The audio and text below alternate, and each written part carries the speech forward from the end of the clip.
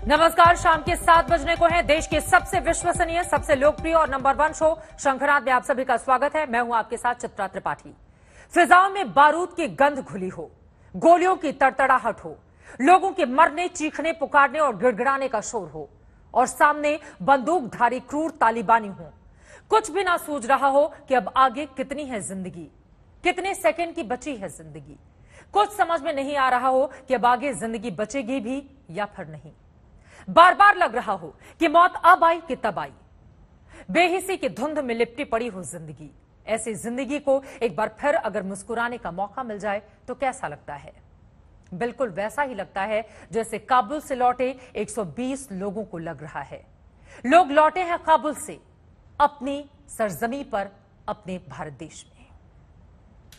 मैं उस बस में मौजूद हूं जिस बस के जरिए आईटीबीपी के लोग इनको एक जगह से दूसरी जगह ले जा रहे हैं। हिंडन एयरबेस के अंदर से ये सारे लोग निकले हैं। इनसे खुद ही बात करते हैं कि वहां की स्थिति क्या है इस वक्त, क्योंकि अंजना एयरपोर्ट पर जो हमने स्थिति देखी है वो काफी अफरा तफरी भरी स्थिति रही है। ये बताइए कि जिस तरीके से एयरपोर्ट की सिचुएशन हम लोगों ने देखा है, वहां की स्थिति क्या है वर्तमान अभी? सर, एयरपोर्ट का सिचुएशन काबुल में तो बहुत ही बैड सिचुएशन है। सारा का सारा काबुल सिविलियंस एयरपोर्ट का अंदर आ गया। वो लोग भी बेस का अंदर घुसने के लिए ट्राई किया। जो भी एयरक्राफ्ट मिला वो एयरक्राफ्ट का अंदर जाने के लिए ट्राई कर रहा है। सिविलियन एयरक्राफ्ट सारा का सारा बंद कर दिया। ओनली मिलिट्री एयरक्राफ्ट आ रहा है। हर एक मिलिट्री एयरक्राफ्ट यूएस का सिटीजन्स, यूएस का एम्बेसीज, यूके का एम्बेसीज, उनको अवॉइड करके लेके जा रहे हैं। आप एयरपोर्ट पर फंसे हुए थे, कहां पर फंसे थे? हम आपको इवैक्यूएट कहां से किया गया? हम एयरपोर्ट में ही काम करता है। जी। एयरपोर्ट में ही काम करता है। सो मैं कल दोपहर को इंडियन एम्बेसी से कांटेक्ट किया था। इंडियन एम्बेसी बहुत अच्छा रिस्पांस किया। आईटीबीटी कल दोपहर से हमको continuously every half an hour 1 hour call कर रहा था, सिचुएशन चेक कर रहा था। आज रात 2 बजे को आईटीबीटी टीम आके हमको एयरपोर्ट में एक प्लेस में मिला, फिर लेके गया हमको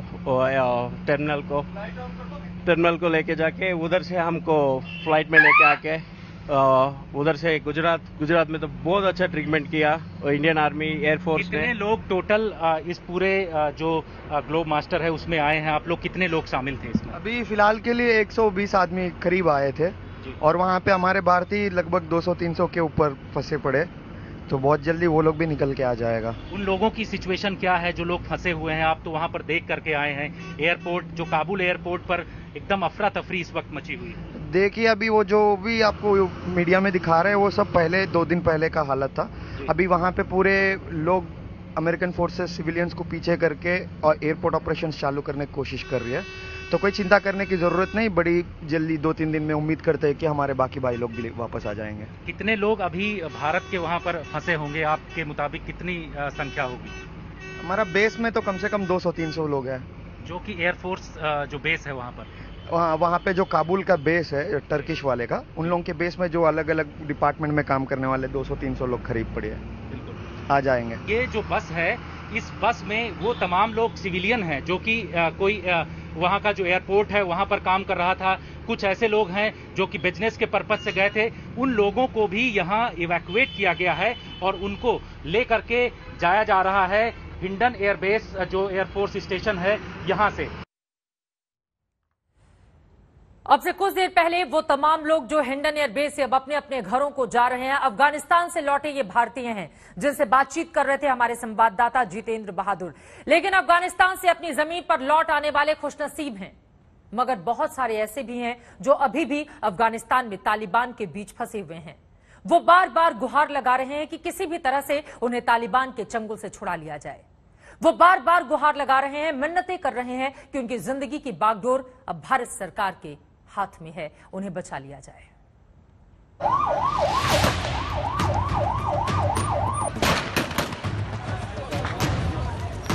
जिन्हें अपनी जनता को बचाना था, अपनी बच्चियों को बचाना था, महिलाओं की आबरू बचानी थी, पुरुषों की जान बचानी थी, अपने मुल्क को मरने से बचाना था, वो या तो भाग गए या हथियार रख दिया या तालिबान से मिल गए।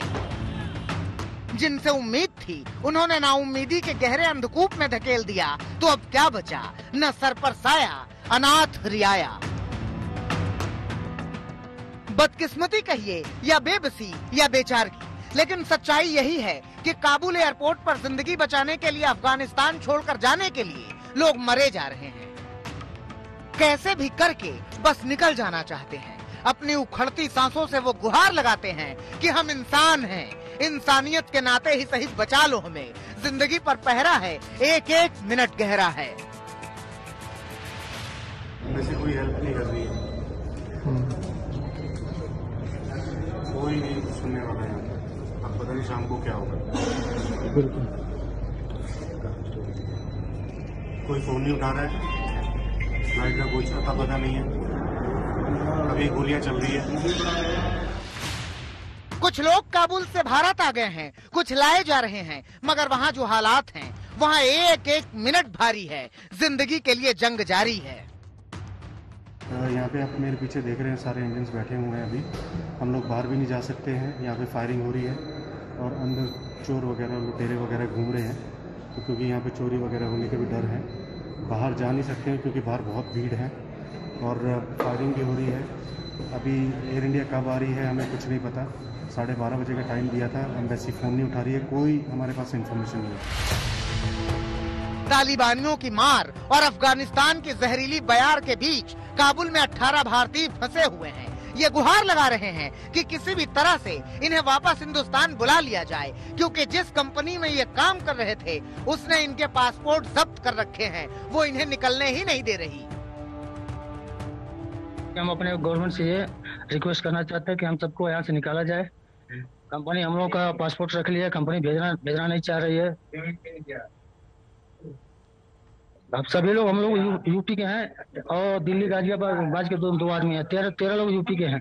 यहाँ पे टोटल हम लोग 18 लोग हैं। अभी 1 महीना हम लोग को हमको आए हुए 1 महीना हुआ और आदमी लोगों को 4-5 महीना हुआ है यहाँ आए हुए।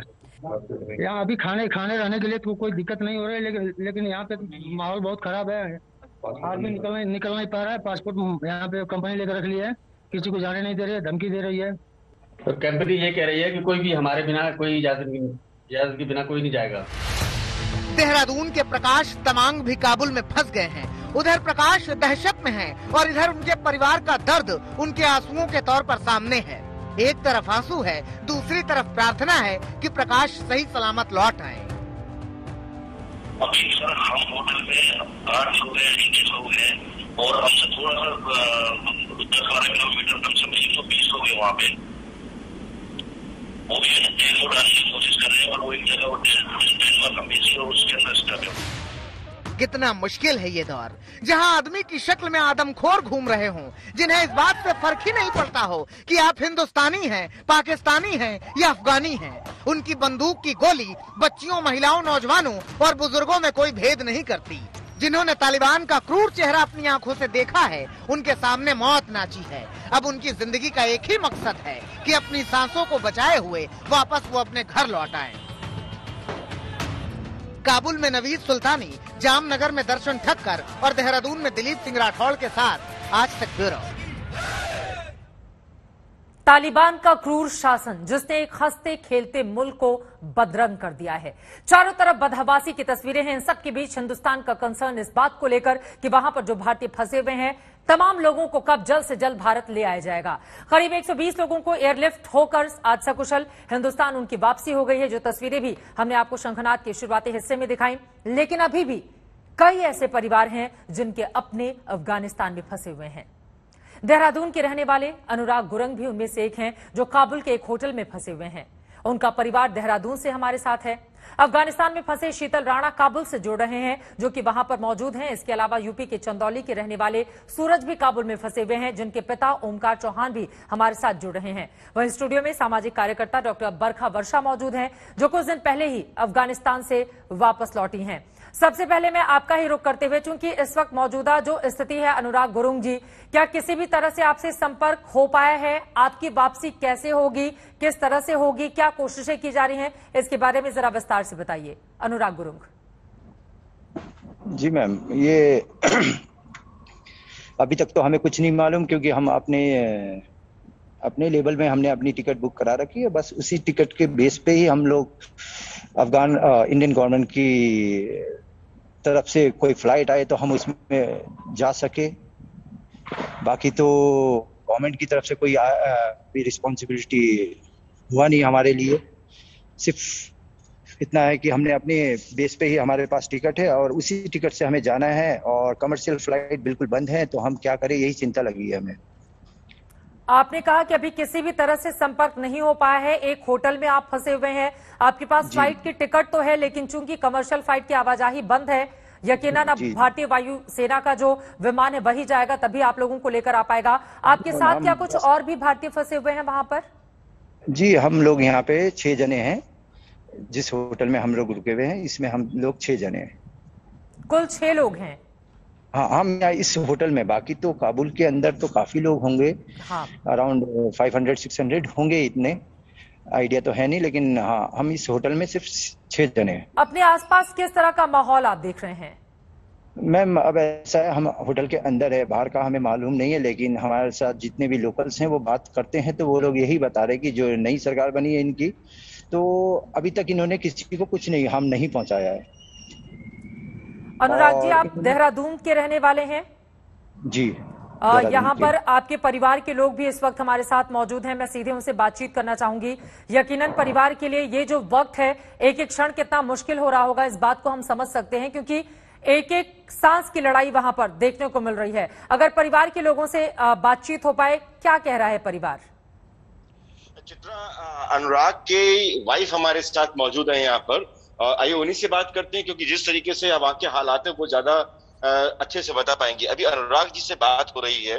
अनुराग जी का कहना है कि टिकट तो है उनके पास, लेकिन आने का भी कोई रास्ता नहीं है। जी हाँ जी, वहाँ पर टिकट तो है उनकी, जो जिस प्रोजेक्ट में काम कर रहे थे यूएसएड में, वो लोग जिस प्रोजेक्ट में वो काम कर रहे थे ना, उसमें उन्होंने अपने बंदों को मतलब टिकट तो प्रोवाइड किया है ना, लेकिन आए कैसे वहां पर ना, जब यहाँ से इंडियन गवर्नमेंट जब तक वहां पर जहाज नहीं भेजेगी, और जब जहाज भेजेगी तभी तो उसमें आ पाएंगे ना, तो कैसे आएंगे? तो ये उन लोगों के लिए बहुत दिक्कत का बात हो रही है कि कैसे निकले वहां से, अपने होटल से कैसे निकले वहां से। तो उनको फ्लाइट कल भी थी, आज का भी शायद टिकट हो सकता है उनका, और 20 का भी उनके पास टिकट है, लेकिन तब तक कैसे मतलब कैसे आ पाएंगे ना? इतना मुश्किल हो रहा है वहां पर हालात कि जो लोकल बंदे हैं उन्होंने तो बिल्कुल ऐसे, सड़कें भी जाम है, पूरा एयरपोर्ट तक पहुंचने का रास्ता ही नहीं छोड़ा है। बिल्कुल बीच में तालिबानों ने अपना जो जगह जगह में अपना वो बना रखा है, तो वो चेक पोस्ट में तालिबान का कब्जा है, तो वो लोग आ ही नहीं सक रहे वहां से ना, तो कैसे आ जाए? तो उस चीज के लिए हम वो करते रिक्वेस्ट करते हैं प्रधानमंत्री मोदी जी से और विदेश मंत्रालय से कि उनको जिस होटल में वो ठहरे हैं वहां से उनको सुरक्षित एयरपोर्ट तक पहुंचाए, जिससे कि उनके वो फ्लाइट से आ सके, और फ्लाइट जो भी डोमेस्टिक फ्लाइट है और जो कमर्शियल फ्लाइट है उनको जल्द से जल्द शुरू किया जाए। तो वहां पर थोड़ा मतलब हमारी गवर्नमेंट भी वहां पर प्रेशर डाले, तालिबान सरकार जो भी सरकार बना रही है वहां पर, उनको प्रेशर डाले कि भाई अब थोड़ा सा एयरपोर्ट में जो है थोड़ा सा सुरक्षा व्यवस्था ठीक प्रकार से करे, जिससे कि फ्लाइटें जो है सुचारू रूप से चल पाए। भारत सरकार ने भी फ्लाइट भेजी है और 120 लोगों को आज लाया भी गया है जामनगर। तो क्या उम्मीद लगती है आपकी? अनुराग जी से बात हो रही है तो वहां के हालात का क्या बयां कर रहे हैं, कब तक वो उनको उम्मीद है कि वापसी आ जाएंगे? देखिए, जो भी 120 लोग आए हैं वो गवर्नमेंट के एम्प्लॉय हैं, जो कि जो एम्बेसी में काम करते थे और जो एम्बेसी में जो सिक्योरिटी में थे, जैसे कि आईटीबीपी के बंदे थे, वो लोग आए, न कि अभी तक वैसे नहीं आए जो वहां पर प्राइवेट जॉब कर रहे हैं। तो उनके लिए उनकी सिक्योरिटी का चाहते हैं कि गवर्नमेंट उनके लिए भी सोचे कि उनको भी उनके पासपोर्ट नंबर वगैरह सब लेके, ये इनका महत्वपूर्ण सवाल है, लेकिन उनकी जानकारी के लिए आईटीबीपी के साथ ही बहुत सारे आम लोगों को भी लेकर आया गया है। चूंकि मेरी खुद बातचीत हुई है उन लोगों से, मैं फौरन लौटूंगी आपके पास। काबुल में फंसे हुए सूरज का परिवार भी इस वक्त हमारे साथ मौजूद है। शीतल राणा जी, अगर मेरी आवाज आप तक पहुंच पा रही हो, मैं आपसे जानना चाहूंगी अभी वहां पर किस तरह के हालात आप देख रहे हैं, और आपकी मदद के लिए क्या भारत सरकार की ओर से कोई भी पेशकश वहां पर की गई है? संपर्क साधा जा चुका है? कुछ भी हुआ है ऐसा? शीतल राणा जी।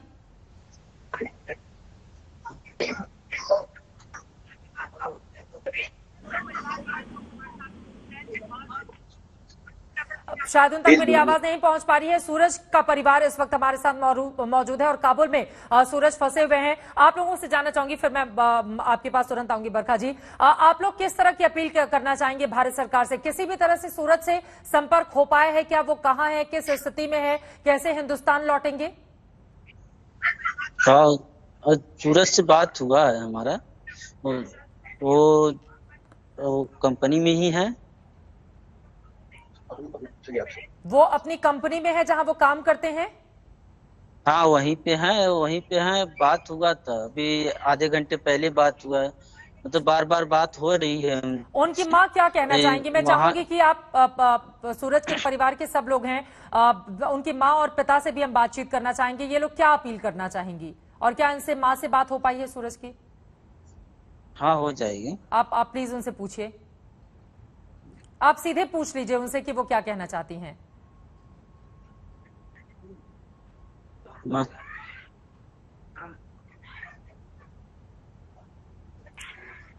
मैं चाहूंगी कि आप उनको ईपी लगाइए, तब तक मेरी आवाज सीधे नहीं पहुंच पा रही है। बरखा जी, अब मैं सीधे आपका रुख करते हुए, चूंकि आप हाल ही में हिंदुस्तान आई हैं और वहां के माहौल को आपने अच्छे से देखा भी है, डर और दहशत का आलम है। खासतौर से बच्चियों और महिलाओं के लिए तो स्थिति बिल्कुल उलट हो चुकी है। ऐसा लग रहा है कि न जाने किस युग में जा चुका है पूरा का पूरा अफगानिस्तान। क्या कुछ अपनी आंखों से देखकर आप लौटी हैं? जरा बताइए वहां की तस्वीर हमारे दर्शकों। करीब 1 महीना पहले मैं वहां गई थी, काबुल में रही हूं, और इससे पहले जब मैं जाती थी तो काबुल के सराउंडिंग्स जो अदर प्रोविंसेस होते थे वहां भी जाती थी।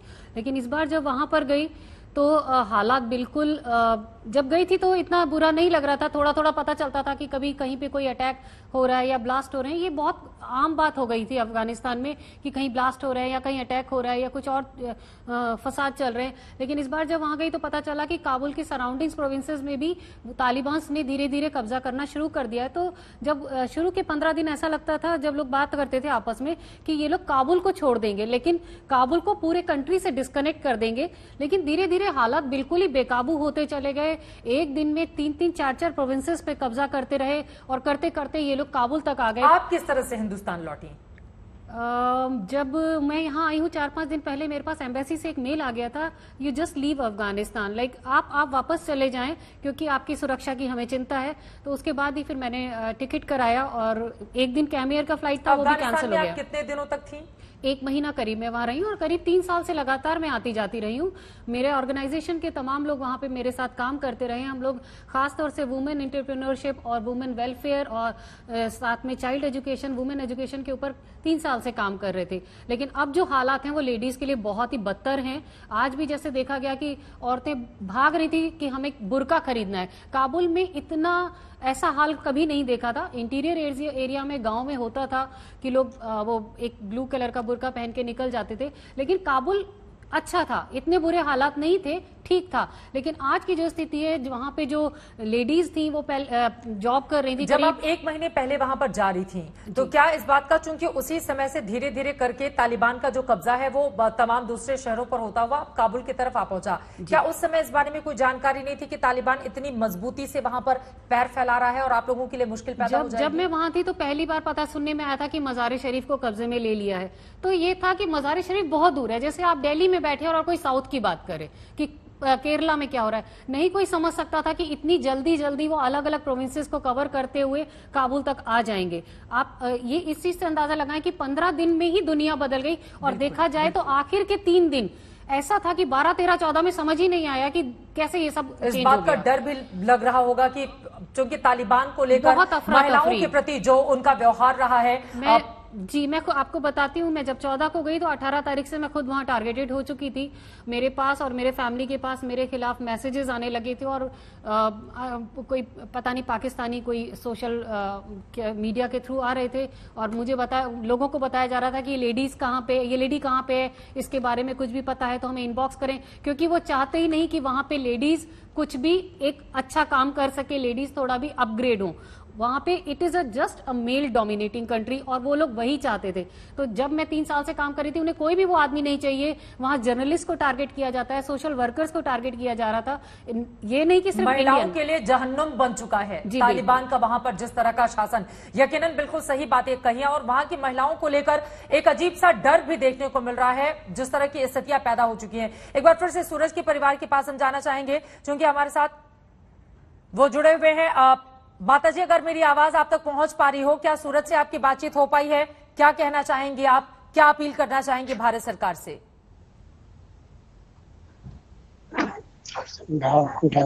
बोला।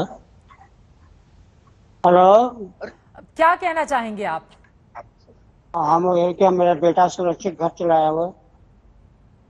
आप लोगों की कब बातचीत हुई है? आज 2 बजे 2:30 बजे। क्या बोल रहे थे सूरज? ठीक है, लेकिन कंपनी के अंदर है।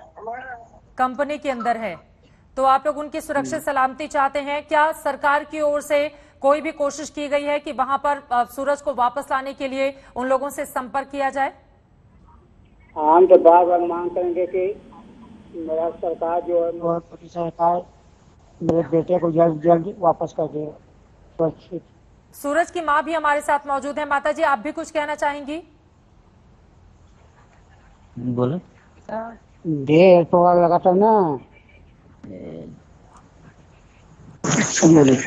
माता जी, आप कुछ कहना चाहेंगी? सूरज से आपकी कोई बात हुई है? यकीनन आपके बेटे वहां पर फंसे हुए हैं। एक माँ के ऊपर क्या गुजर रही होगी, इस बात को हम सब समझ सकते हैं।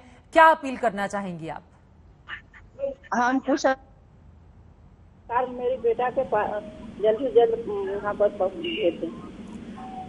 माँ बाप के ऊपर क्या गुजर रही होगी, इसको शब्दों में बांधने की जरूरत नहीं है। सूरज का ये परिवार है, माता पिता भाई, जो इंतजार कर रहे हैं कि सरकार कुछ भी करे, उनके सूरज को वापस लेकर आए, ताकि उनके घर में जो अंधेरा इस वक्त देखने को मिल रहा है वो उजाले में तब्दील हो पाए। और ऐसा एक परिवार नहीं है, ऐसे कई परिवार हैं हिंदुस्तान में जो अपनों का इंतजार इस वक्त कर रहे हैं और टकटकी लगाकर देख रहे हैं भारत सरकार की ओर कि जल्द से जल्द उनके अपनों की वापसी कराए सरकार। हमें तालिबान से बचाओ। जी हां, यह आवाज उनकी है, तालिबान राज में जिनकी जान आफत में फंसी हुई है। यह आवाज उनकी भी है जो कुछ दिन पहले इलाज या पढ़ाई करने हिंदुस्तान आ गए हैं। उन्हें अपने परिजनों की इस वक्त चिंता सता रही है। डर है तालिबान के राज में एक बार फिर से महिलाओं पर होंगे बेतहाशा जुल्म। एक बार फिर से बेटियों के हाथों से छीन ली जाएंगी किताबें। इसी वजह से बार बार वो तमाम लोग बोल रहे हैं कि हमें तालिबान से बचाओ।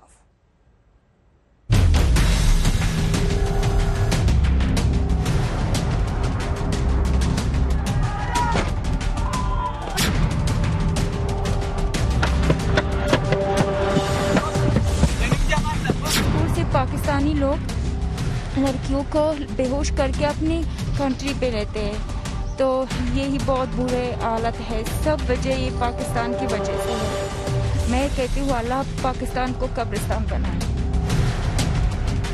बस कैसे जाएंगे फिर अगर इस तरह के हालात में? आप सोच भी रही हैं वापस जाने का? पता नहीं, क्योंकि हमारे पास इतने पैसे नहीं हम यहाँ पे रुकने के लिए। जो है हम काते रहते हैं। यहाँ पे जो है वो कुछ पैसे लेके आए हैं। यहाँ पे रेट भी बहुत बढ़ता जाता है। ये काम अफगानिस्तानी का दर्द है जो तालिबान और पाकिस्तान के लिए बद्दुआओं के रूप में जाहिर हो रहा है। तालिबान के बर्बर चेहरे को याद करके इनके दिलों में दहशत भर आई है। कल रात से अफगानिस्तान का वो हालत जो लड़कियों पे है वो बहुत बुरा है। सब रो रहे हैं वहाँ पे। जैसे मैं यहाँ पे आ रही हूँ, ये सब वजह पाकिस्तान की वजह से है। पाकिस्तान क्यों है ऐसा करते हैं पता नहीं। पाकिस्तान हमेशा हमें सुसाइड अटैक वहाँ पे करते हैं, लड़कियों को छेड़ते हैं। अभी तो हम एक न्यूज़ पे हमने देखा है स्कूल से पाकिस्तानी लोग लड़कियों को बेहोश करके अपनी कंट्री पे रहते हैं, तो यही बहुत बुरे हालत है। सब वजह ये पाकिस्तान की वजह से है। मैं कहती हूँ अल्लाह पाकिस्तान को कब्रिस्तान बनाए। अफगानिस्तान में तालिबान क्या आया, जैसे शैतान का राज आ गया। तालिबान के डर से लोग अपनी जान जोखिम में डालकर किसी तरह वहां से दूर जाना चाहते हैं। जो लोग अफगानिस्तान से बाहर हैं, वो अपने घर वालों के लिए फिक्रमंद हैं। ये महिला अपने इलाज के लिए अफगानिस्तान के मज़ार शरीफ से दिल्ली आई है। अफगानिस्तान में वकील हैं। अब तालिबानी खतरे से वो दहशत में हैं। वो बहुत डेंजर है क्योंकि सारी लड़कियां वहाँ पे काम करते हैं। फॉर एग्जांपल मैं भी वहाँ पे काम करती हूँ, वहाँ पे प्रोसिक्यूटर हूँ। इसीलिए वहाँ पे जो प्रोसिक्यूटर है, जो जज है, उसे किडनैप करते हैं, उसको रेप करते हैं। आप गवर्नमेंट जॉब में हैं वहाँ पे? हाँ, इसीलिए सब डरते हैं और लड़कियों को ज़बरदस्ती अपनी निकाह में लेते हैं। और वो मुल्ला और सब मस्जिदों में ऐलान करते हैं जिसके घर में 4 बेटी हो उसमें वो तालिबान के निकाह में आ जाए, इसीलिए सब एज ए प्रोसिक्यूटर आपने कभी उनके खिलाफ भी मामले लड़े होंगे, केस लड़ा? लड़े हुए कितने बहुत, उसने मुझे कितने बार वो क्या धमकी दिया था उसने मुझे, बहुत केसों पे धमकी दिया था, इसीलिए मैं हम काबुल पे आए और यहाँ पे आए। आफशा तस्लीम ने तालिबान राज को अच्छी तरह से देखा है। वो जानती हैं कि तालिबानी कितने जालिम हैं। बहुत वैशी है वो लोग, पता नहीं आप क्या करेगा। हमारी फैमिली वहाँ किस हाल में है? बहुत बुरे हाल में है, अपनी घर से नहीं निकाल रहे, जो है अपनी घर में वो खाते हैं। अपनी वो क्या है कि सारी लड़कों को लेते हैं फाइट करने के लिए, इसीलिए अपनी लड़कों को घर में कैद करके रखा है। आपको डर लग रहा है आप वहाँ प्रोसिक्यूटर रही हैं, वहाँ जाएंगे तो आपके साथ भी कुछ बुरा होगा? हाँ, वैसे भी उसने मुझे कितना धमकियाँ दे रहे कि अपनी जान की खतरे में मत डालो, ऐसा मत करो, तो हमने यही किया है। अब्दुल मोबिन भी अफगानिस्तान के मज़ार शरीफ से इलाज के लिए दिल्ली आए हैं। काबुल पर तालिबानी कब्जे को लेकर ये लोग डरे हुए हैं। परिवार वहाँ फंसा हुआ है और ये यहाँ फंसे हैं। चिंता परिवार की ही नहीं, मुल्क की है, मुल्क की लड़कियों और महिलाओं की है। इससे भी खतरा बढ़ेगा आवाम को? तालिब से बिल्कुल बढ़ेगा, बहुत पढ़ाई करने नहीं देंगे, वो घूमना ये सब लड़कियों का काम करने नहीं देंगे। वो खतरा हो तो होगा ना। पढ़ाई लिखाई भी नहीं करने देंगे? नहीं, लड़कियों को नहीं दोगे, लड़कियों को पढ़ाई लिखाई मना है। ऐसे में अफगानिस्तान या आपके मुल्क का भविष्य क्या नजर आता है आपको?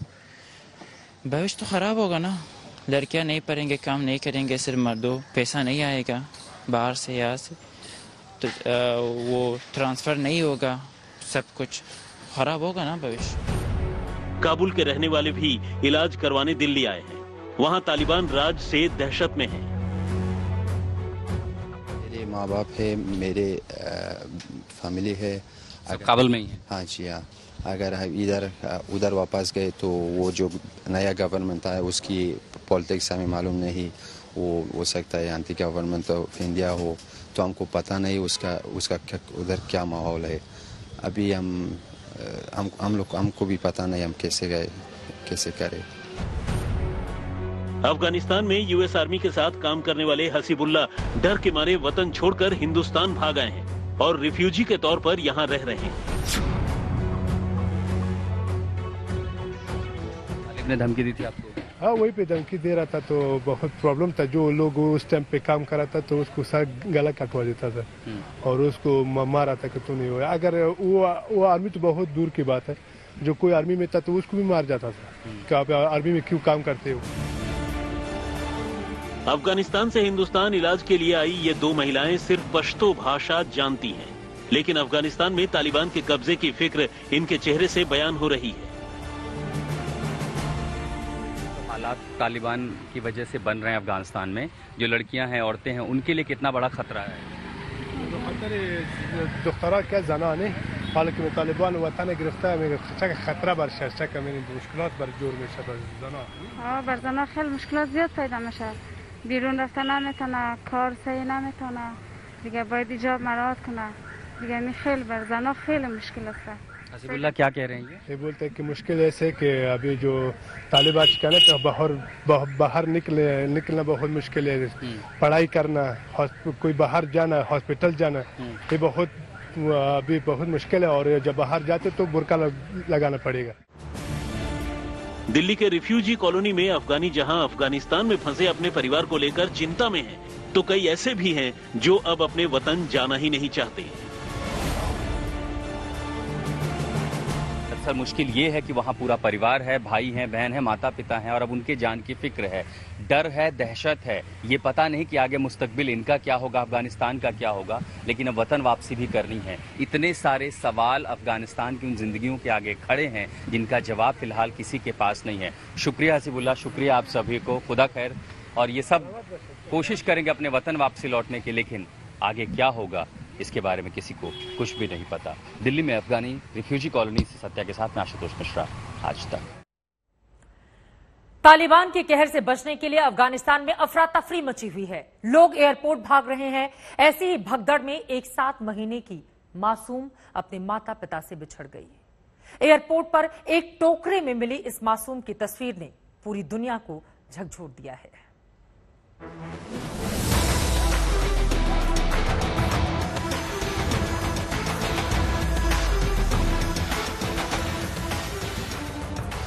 ये अफगानिस्तान में तालिबान की दहशत की तस्वीरें हैं, जहां बेतहाशा शोर है, जान बचाने के लिए पूरा जोर है। लेकिन अब जरा ये तस्वीरें देख लीजिए।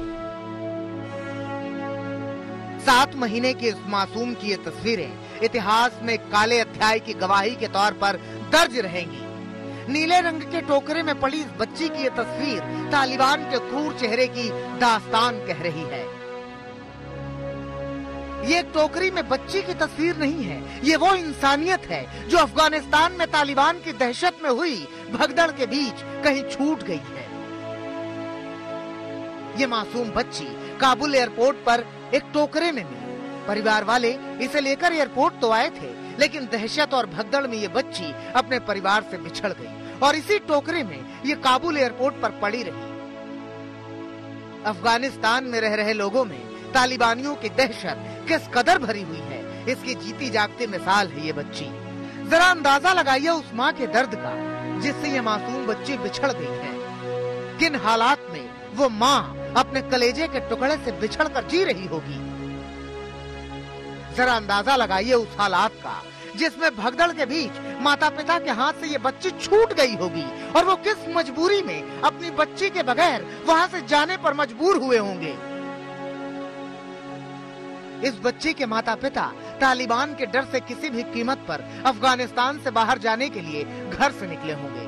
सिर्फ अपने लिए ही नहीं, अपनी इस मासूम बच्ची के भविष्य के लिए भी उन्होंने काबुल से बाहर जाना जरूरी समझा होगा, लेकिन बच्ची एयरपोर्ट पर इस टोकरे में ही रह गई। काबुल एयरपोर्ट पर टोकरे में मिली इस बच्ची की तस्वीर ने पूरी दुनिया को दहशत की एक और तस्वीर याद दिला दी। ये एलन कुर्दी नाम के बच्चे की तस्वीर है। इस तस्वीर ने पूरी दुनिया को हिला कर रख दिया था। 2 सितंबर 2015 को ये तस्वीर सामने आई थी। एलन कुर्दी 3 साल का कुर्दी मूल का सीरियाई बच्चा था। एलन का परिवार सीरिया के गृह युद्ध से बचने के लिए एक नाव से ग्रीस जा रहा था, लेकिन नाव डूब गई और इस बच्चे की जान चली गई। इस बच्ची की तस्वीरों और एलन कुर्दी की तस्वीर अब दुनिया भर में आतंकी दहशत का साझा बयान बन चुकी है। एलन कुर्दी की जान सीरिया के गृह युद्ध की वजह से गई, जबकि ये बच्ची तालिबानी दहशत की वजह से अपने माता पिता से बिछड़ गई। दर्द एक है, संदेश एक है। फर्क ये है कि एलन कुर्दी की मौत हो चुकी है, जबकि ये बच्ची जीवित है। आखिर क्या कसूर था इस बच्ची का? क्या यही कि इसने अफगानिस्तान में जन्म लिया था, या फिर एलन कुर्दी का ही क्या कसूर था? क्या यही कि वो गृह युद्ध में जल रहे सीरिया में पैदा हुआ था? ये तस्वीरें सदियों तक इस बात की गवाही देती रहेंगी कि दहशत और वहशत के बीच इंसानियत किस कदर दम तोड़ जाती है। अपनी जड़ों से दूर हो जाने पर मजबूर लोगों के दिलों पर क्या बीतती है। फिलहाल काबुल एयरपोर्ट पर मिली इस बच्ची को उसके परिवार वालों से मिलाने के लिए सोशल मीडिया पर मुहिम चल रही है। दुआ कीजिए कि ये बच्ची अपने माता पिता के पास पहुंच जाए। आज तक ब्यूरो। उधर अफगानिस्तान में तालिबानी राज को लेकर सबसे ज्यादा परेशान तो अफगानी लड़कियां हैं। अहमदाबाद के गुजरात में यूनिवर्सिटी में पढ़ाई के लिए आई लड़कियों को अपने साथ साथ अपनी बहनों की भी चिंता सता रही है, क्योंकि तालिबानियों को लड़कियों की पढ़ाई रास नहीं आती। हमारे संवाददाता गोपी घांघर की यह रिपोर्ट देखिए। अफगानिस्तान पर जिस तरीके से तालिबानियों ने कब्जा जमाया है, उसे लेकर जो लड़कियां यहाँ पे एक्सचेंज प्रोग्राम के तहत पढ़ाई कर रही है वो काफी चिंतित है। आप देख सकते हैं ये गुजरात यूनिवर्सिटी की अफगानिस्तान की वो स्टूडेंट्स है जो यहाँ पे एक्सचेंज प्रोग्राम के तहत आई हुई है, लेकिन उनके जो परिवार वाले हैं वो इस वक्त अफगानिस्तान में है। कितने चिंतित है वहाँ की महिलाओं के लिए, क्योंकि आप लोग तो बाहर आ चुके हैं, लेकिन जो महिलाएं वहाँ पे उनके लिए कितने चिंतित है?